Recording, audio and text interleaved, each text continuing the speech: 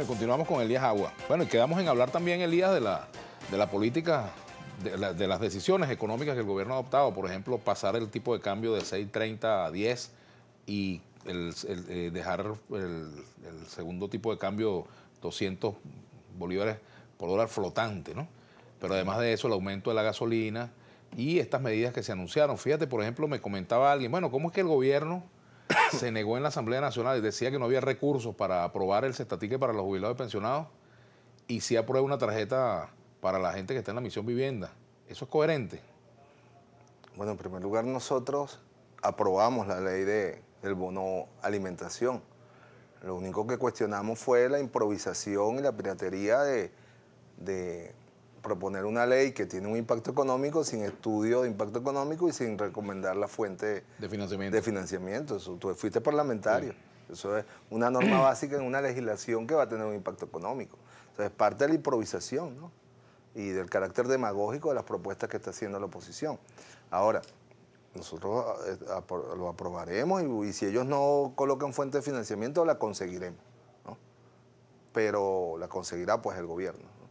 Pero en este caso, lo de la tarjeta de alimentación tiene que ver con un conjunto de medidas en el marco de la reestructuración de la misión alimentación, ¿no? Que es ir focalizando el subsidio, o sea, es un recurso de la misión alimentación que, bueno, está funcionando y tiene sus recursos asignados.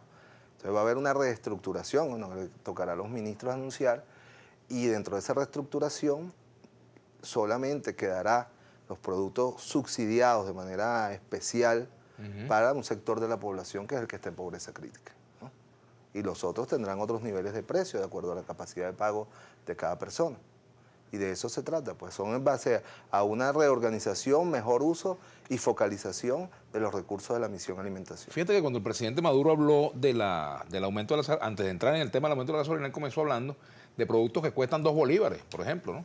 Tú estabas allí, de productos que tienen un precio que no se corresponde con la realidad, y pasó a enumerar el tema de la gasolina. Y ese ha sido uno de los problemas que durante años el sector privado, el sector productivo, ha venido planteando, que hay un rezago en los precios.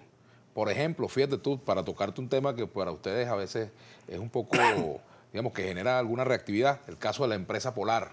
La empresa Polar, bueno, venden el paquete de harina pan a 19 bolívares, 20 bolívares, en redondo. Y los bachaqueros lo venden a 400. Entonces, hay un rezago efectivamente en el precio, pero tampoco son los 400 que los bachaqueros Correcto. le fijan, ¿no? Que es una forma de, bueno, a mi modo de ver, con todo el respeto, es una forma de especulación y de delincuencia, ¿no? El vender un producto en esas condiciones, ¿no? Totalmente. Sobre todo para sectores populares, ¿no? Sí, totalmente. Además se impone el libre mercado salvaje, pues, ¿no? En el llamado bachaquerismo. Claro, pero también contribuye con eso, claro, el hecho tiene que ver con de que haya un rezago en la política de precios, ¿no? Uno de los temas fundamentales. Nadie quiere producir pérdidas. Es correcto. Y uno de los temas que hemos cometido errores es en los rezagos, en el ajuste de los precios, ¿no? Un elemento fundamental de la producción es la política de precios. Yo lo conversaba esta mañana con un compañero ministro que estábamos conversando sobre los temas de la producción. Decía que nosotros durante el año 2008, 2009, 2010 logramos un incremento de la producción agrícola importante, ¿no? Con incluso algunos niveles históricos de producción en maíz, arroz. Y eso tuvo que ver fundamentalmente, además, bueno, de la inversión, los subsidios, con una correcta política de precios que en ese momento instruyó y aprobó el presidente Chávez. Luego vinieron los eventos de 2010, la sequía, las vaguadas, y ahí se fue rezagando la política de precios. Y eso tiene una consecuencia en lo que tú dices. Uno, desestímulo a la producción, y otro, bueno, la informalización de los productos que finalmente van al mercado, porque al ser extremadamente baratos y con una población que tiene una tasa de desempleo de 6, 8%, que tiene 3 millones de pensionados, es decir, que tiene gente que tiene ingresos para comprar un producto económico, bueno, y mucha gente tomó eso como un negocio, como una economía complementaria, ¿no? Y yo creo que eso es uno de los temas, bueno, por eso el presidente, la segunda medida que anunció, tenía que ver con una revisión de la política de precios, ¿no? Y realmente evitar los rezagos, ¿no? Se puede tener una política de regulación de precios. Lo que es incorrecto es tener una política de congelación de precios. Y en ese error hemos caído. Que por cierto una vieja consigna en la izquierda, aumento de salario, congelación de precios. Congelación de precios. Lo que pasa es que una cosa es pedir agua y otra cosa es repartir agua. Claro, ¿no? claro. No, pero El incluso gobierno... la congelación de precios no fue como una actitud deliberada, ¿no? Sino el tema de rezagos, de la situación, los conflictos violentos, la política. Ha habido condiciones que han evitado un trabajo que permita una adecuación permanente de la regulación de precios, ¿no? O sea que, en cierto modo, los reclamos del sector productivo eran pertinentes, ¿no? Claro, pero también el sector productivo tiene que tener un compromiso con la reducción de costos. La ganancia del productor privado no puede estar solamente en el precio, ¿no? Un verdadero empresario logra su ganancia en la reducción de costos. Y como te decía, ha habido un conjunto de políticas con las cuales han tenido oportunidades, carteras agrícolas, acceso a tecnología, todo lo que ya dije anteriormente. Y eso ha sido desaprovechado por el sector privado. Prefieren seguir apostando a la vieja manera de lograr la ganancia en el mercado, en el precio, y si es especulativo, mejor. Ahora, el Estado tampoco ha dado muchos ejemplos en ese sentido de reducción de costos, de manejo eficiente de las empresas, ¿no?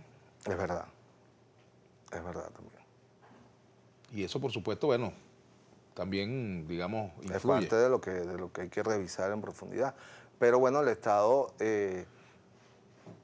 ahí también ha habido, por ejemplo, se acusa mucho que las empresas del Estado no dan pérdidas, etcétera.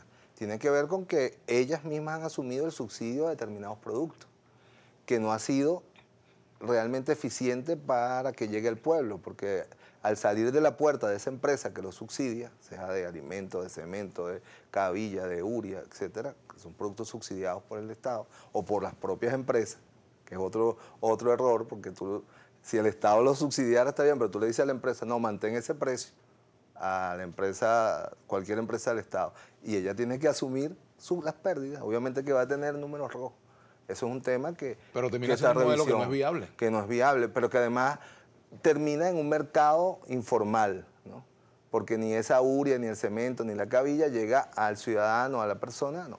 Ahora, ¿tenemos un modelo económico realmente en Venezuela, Elías? Sí, claro que sí. Como nunca ¿Y es antes, viable? Como nunca antes lo tuvimos, ¿sí? Vamos a hacer una pausa y Por supuesto que es viable. Y te puedo explicar por qué es viable y por qué